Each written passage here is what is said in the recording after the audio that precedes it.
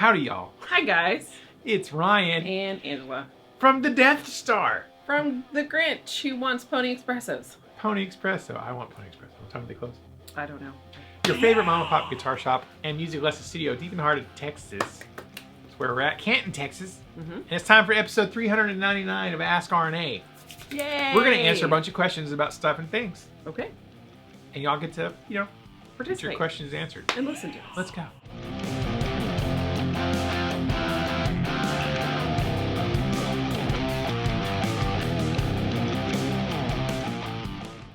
Welcome back. If you're one of our regular viewers, if you're new here, I'm Ryan. And I'm Angela. And we have a little lesson studio, music lesson studio, guitar shop in a small town in East Texas, and we teach music all week long. And I'm obsessed with guitars. Yes, he is. And Angela's obsessed with me. Yes. So there's that works out. And we're gonna answer some questions. Merry Christmas. It's not the day before Christmas. What's today? Today is Christmas Eve. It's Christmas Eve, December 23rd, 2023, and this is our 399th Christmas Adam episode. 399th episode of us doing this. So I guess we'll hit episode 400 before the end of 2023. Yeah, something like that. Episode 400 going into 2024. All right. Anyways, perfect. We're gonna answer some questions. People all over the world submit questions, mostly about music and guitars and things, but also Texas. And we're gonna answer those questions. If you want some RNA Music Swaggity Swag, which neither one of us are wearing, there's a link down in the description. You can go down and get you some RNA stuff. Yeah. All right. Anyways, let's answer questions. First question: Terry Lumpkin 4219 says, "Hi guys, hashtag Swamp Ash. What do you think about a diamond guitar? They have single cut guitars with some EMGs. The Bolero is my favorite. Now Dean Zielinski is coming with a new guitar. Aloha, keep rocking." Yeah. Well, Terry Lumpkin, you may or may not know, we used to be diamond dealers. We did. So I actually know a fair bit about diamond guitars. Feels like ancient times now. Formerly DBZ / diamond guitars, formerly DBZ guitars. They changed the names a few times. Yes. Because they had some changes in ownership. Dean Zielinski was one of the three owners. He was ornery. Dean Zielinski is pretty ornery, it seems. He was one of the three owners of DBZ guitars, and then they switched it to DBZ Diamond, and then after Zielinski was out of the picture, they just changed it to Diamond guitars. So we actually were dealers for a while. Yeah. So I know a fair bit about those. The guitars themselves are fine. Yeah. No problems. We actually have a DBZ, or is it a Diamond? DBZ Diamond. We have one at the house. I gave it to my son. It's it's black and red. I believe it's a D. Like his favorite superhero colors, black and red. He has the Hailfire. I'll put a picture up of it. Anyway, so he still has one. We stopped being dealers a while back. Nothing to do with the guitars. The guitars themselves as physical objects are just fine. But it was just some business things on the back end. So they're great. Nothing wrong with them. There's a lot of things, positive things I liked about the guitars. They used to be made in Korea. I think currently the new owners, or the people who've owned Diamond for the last couple of years, because even the owners that we knew before are no longer in the brand. They sold the brand to someone else. I think their current production is Indonesia on a lot of the newer Diamond guitars if you come across one. Which is probably fine, but yeah, they're fine. Yeah. Yeah, the Dean Zielinski right now is working with Dimebag Darrell's estate, and they're coming out. They're launching Dime Guitars with a Z. With a Z. Dime Guitars. Yeah. And Dean Zielinski is the guy behind building, which makes sense because he was the original guy with the Dean guitars when Dimebag started playing Dean guitars and all that kind of stuff. So that I'm pretty interested to see what happens with that, the Dime Guitars. Launching a guitar brand from a guy who's already gone. So obviously Dime won't have played any of the Dime guitars, but I'm still interested. All right. Aloha. Thank you, Terry. All right, next question. Shane Walton 8888. Hashtag Swamp Ash. Hashtag that's a nice piece of ash. is that are Floyd Roses still worth it in 2023-24, or have other companies improved their products enough to limit the need for the Floyd Rose locking trim? Vega Trem hip shot. Hip shot. Hip shot trim. That's a great question, Shane. Who's in Japan? Which I just watched get destroyed by Godzilla -1 the other day. I'm sorry about Tokyo. Yeah. They'll rebuild, I'm pretty sure. I'm sure. Have you seen Godzilla -1? If not, you should go watch it. It was super awesome. We enjoyed it a lot. Oh, and thoroughly. Thoroughly. Yes. Yeah, that was way before Shane's time, though. I think Yeah. they rebuilt before he moved. Probably. All right. Floyd Rose is still worth it. Well, you know, it's interesting because the Floyd Rose tremolo systems, I don't own a guitar with the Floyd Rose, interestingly enough. Interesting. I don't. I have restrung a bunch of guitars with Floyd Roses. I've set up a bunch of Floyd Roses. Yeah. I think if you can get the higher end USA made or the German made Floyd Roses, they're really fantastic. Yeah. I think what happens is they have some budget friendly ones that have a little bit less, the metal isn't as strong and things tend to strip out and things don't work quite as well when you're using a little bit lower grade of metal. And I think most of anything negative you kind of say about the Floyd Roses, I think more comes from when you get the more budget friendly versions of it versus the higher end grade Floyd Roses. But they're kind of like Harley Davidson, you know, in a way, because they're like, I mean, they kind of pioneered the first super stable locking trim that you could dive bomb or pull up on. Right. So they've just been around so long. They're kind of an icon in the industry. A little bit like Harley Davidson. Does Harley Davidson make the best motorcycles? I don't know. Debatable. I mean, Yamaha, Honda make some pretty nice motorcycles. Probably work better than Harley Davidsons, but they're not a Harley Davidson. So I kind of the name. Yeah, and kind of The like experience. again, if you get the more expensive, like the top of the line Harley Davidson, it has less problems than the more budget friendly Harley Davidsons. I don't know. I think they have their place. Do they make the best trim? That's a really good question. I'm not really sure on that because I don't have very many guitars with trims. I have two. I have a Tremonti PRS SE over here and another SE Custom 24 that have trims. Right. I don't have any others. I've been super impressed with the PRS trims. Maybe I think it's Wilkinson. Maybe Wilkinson makes the trims for the PRSs. But the PRS trims are super stable for non-locking trims. So Floyd probably doesn't have the market cornered anymore like they used to be for that. But I don't really see them going away just because they're just so iconic and all of the heroes from the 80s who popularized it. I mean, they're still kind of the thing. So So yeah, I don't think they'll go away. I think more companies coming in maybe put some pressure on the system, pressure on it, but I don't think the Floyds are going to go away. I kind of want one still. Like now that I've worked on enough of them for enough years, they're not as frustrating as they were. The very first time I tried to mess with one, it was a nightmare. Right. Because I just didn't know what I was doing. Right. And now I kind of want a guitar with a Floyd.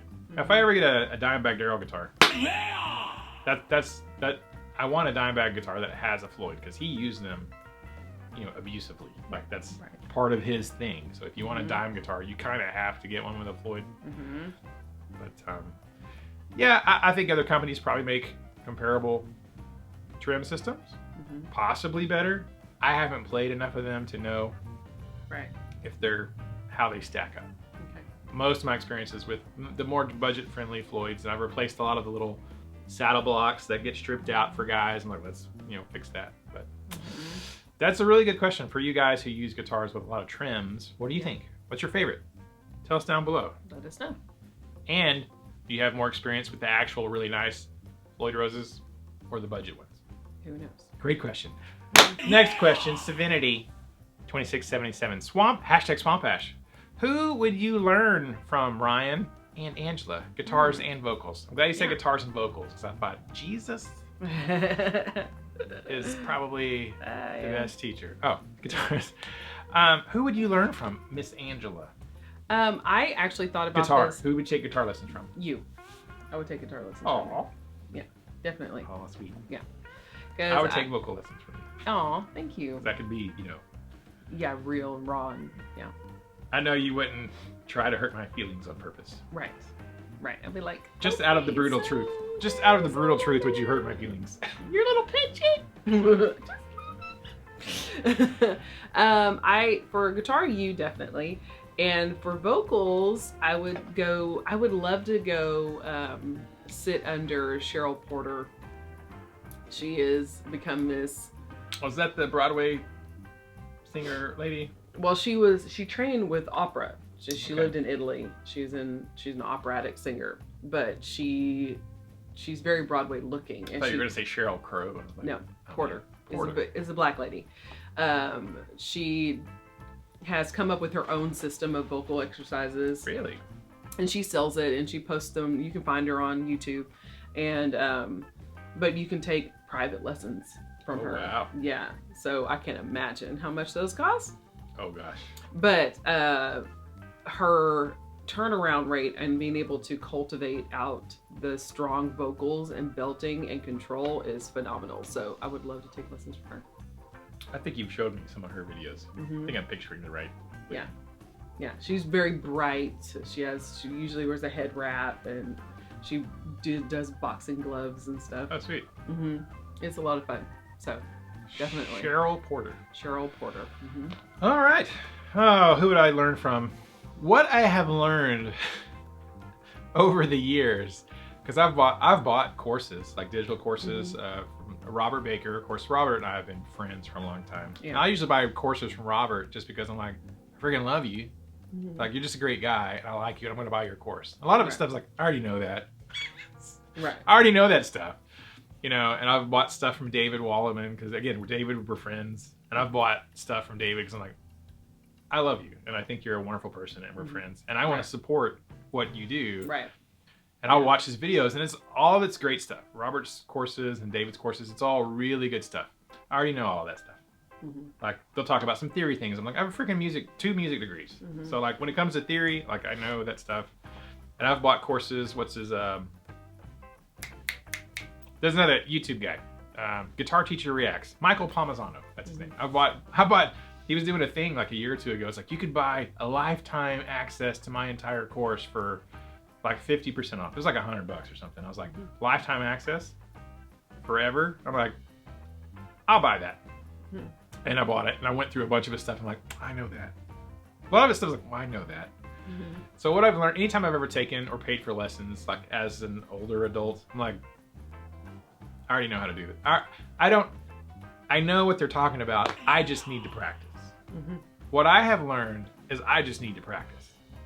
I don't really need to learn more information from somebody. I just need to practice. You need to apply what you've learned. Yeah. And learn what you've learned. Yeah. Where I have never taken vocal classes, like classes before. I wasn't in choir or anything. I've just been singing all my life. So to have someone who has been classically trained, but also can sing just regular pop, rock, type stuff. Because a lot of classically trained singers only have that choir voice. Yes. Which is not the same thing as a lead vocalist in a rock band. To be able to tell you how to pop mix band. and blend and head voice, which I know all these things, but to have someone who is way better than you listen to you sing and say, okay, I hear what you're doing here. Can you do this? It's hard to find a really good vocalist that isn't just a choir teacher in this area. And I don't want a choir teacher. I want a vocalist. And Cheryl Porter is a vocalist. Yeah. Like, she is a vocal teacher. She knows her stuff. She's awesome. I would love to sit down like with Jeff Loomis.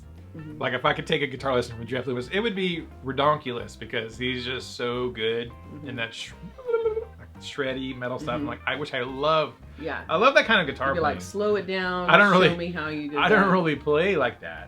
But I have some of his stuff. Like, I have like some lesson things, and it's like, and you can learn his solos and transcribe things, and like, I think it's more mindset stuff though. Because I feel like I could probably learn anything I wanted to learn Right. on guitar because I kind of know, I know the process of learning. Like I know how to learn things musically. That's the greatest gift, I guess, that I paid for by going to college and being a music major is I learned the process of practicing, the process of effective practicing, how to practice and actually get results. And so but it's just the work. It's just sitting down and doing the thing. There's no shortcuts. There's no buy my course and now you'll be shredding in like 13 minutes. I'll show you the ultimate secrets, the keys of the key. There are no secrets. There's no shortcuts. There's just, there's the work. Now there's like, hold your pick this way, use this technique, use this angle, because you're probably doing something weird, but. Right. And I think a lot of it has to do with how do you mentally get there? What are you thinking? Like whenever you see this in front of you or this goal in front of you, how do you take that goal and then articulate it into a method of practice that actually makes you achieve that goal? Yeah. You know what I'm saying? Because I know how I want to get there, but then how do I take that information and all the things I know about my voice and about technique and about pitch and about notes and then turn it into an applicable way of learning so that I can actually get to that next level? Yeah, how do you apply it? Right. I think that's the thing I think is missing in a lot of courses and things is like, there's like, here's the information, here's a scale, here's how you play it, and these are the modes of the 7 modes of the major whatever, and all that. Like, okay, great. How do you actually apply that in real world situation? Okay, so you walk up on stage, you're at an open mic jam night, and we're playing like, all right, let's go, key of B, and you're like, you have all this knowledge, but it's like, how do you actually apply it in a real situation? Right. That's the stuff I think is missing in a lot of lesson program stuff. But Jeff Loomis. Yeah. And I just need to practice a lot. I know I don't practice nearly enough, probably. So, hey, that was a great question, man. Yeah. Yay! Who would you guys take lessons from? If you could take a guitar lesson or a voice lesson or a bass lesson or a drum lesson, who would you go take a lesson from? Tell us down below. Now it's time for comment of the day. Comment of the day. Comment of the day. Yeah. You make the comment, we read the comment. Comment of the daytime. We're gonna write a song on the spot for you guys. You guys write the lyrics. We write the the music, vocal melodies, the rhythm.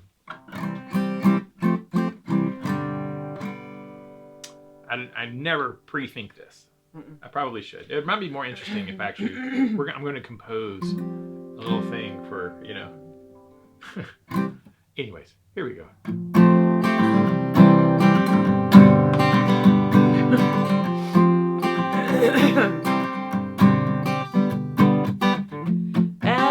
Oh gosh, my voice went.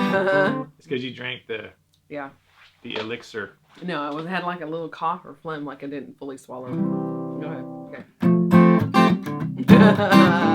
Speaking of vocalists.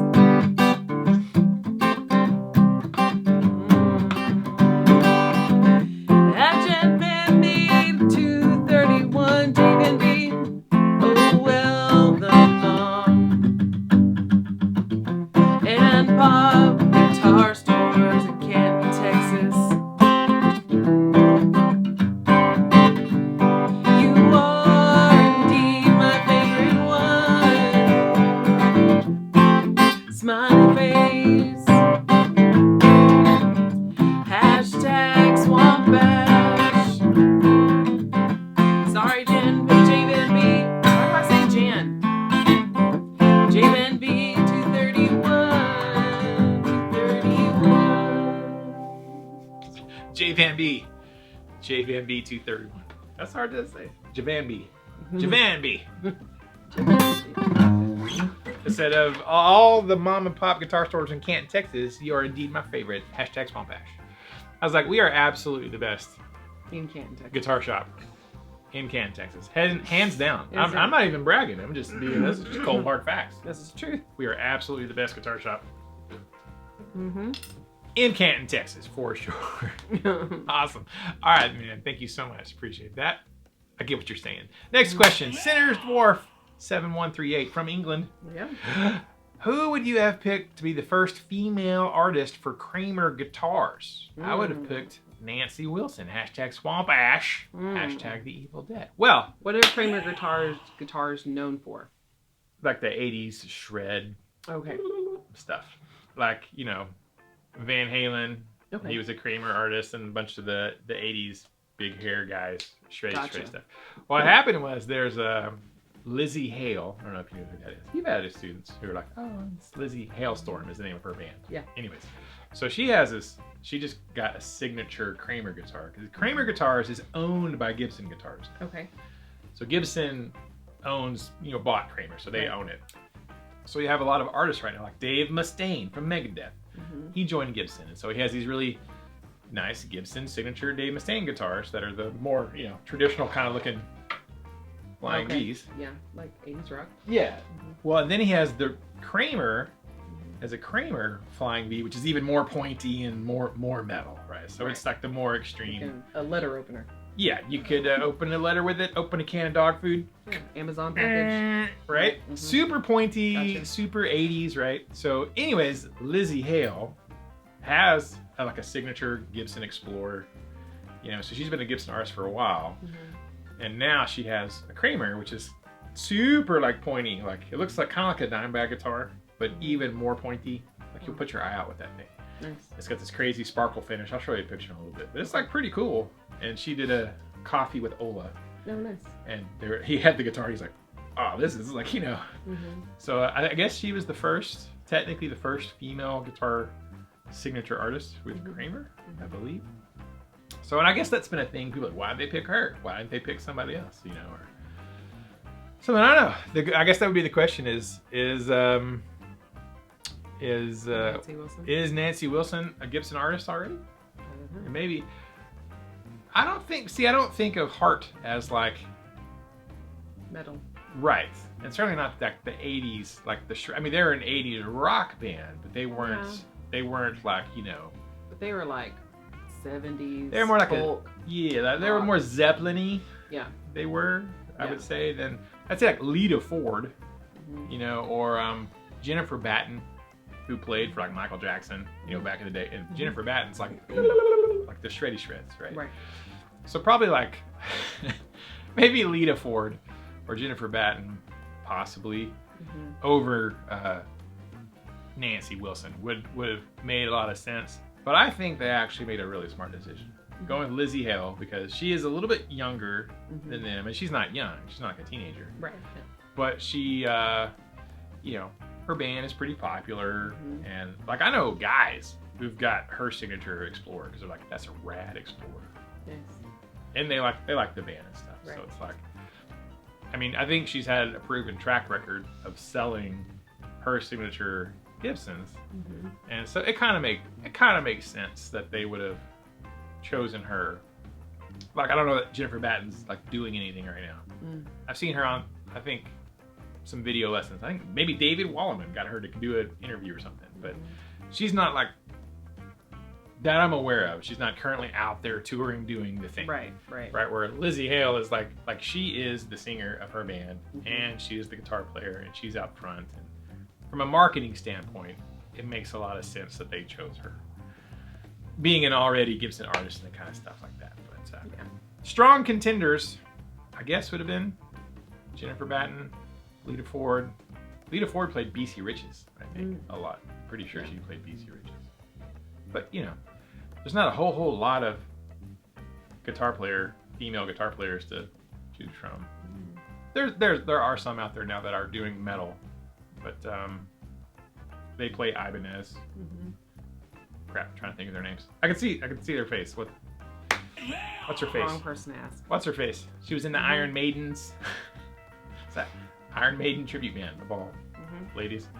I don't know. I think Lizzie Hale's a good choice for them. Who would you guys, and it's mostly guys watching this, who would you guys have chosen? Right. All right.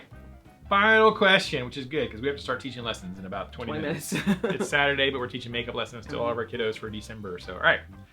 Just Cruising 67. 20 minutes, counting down.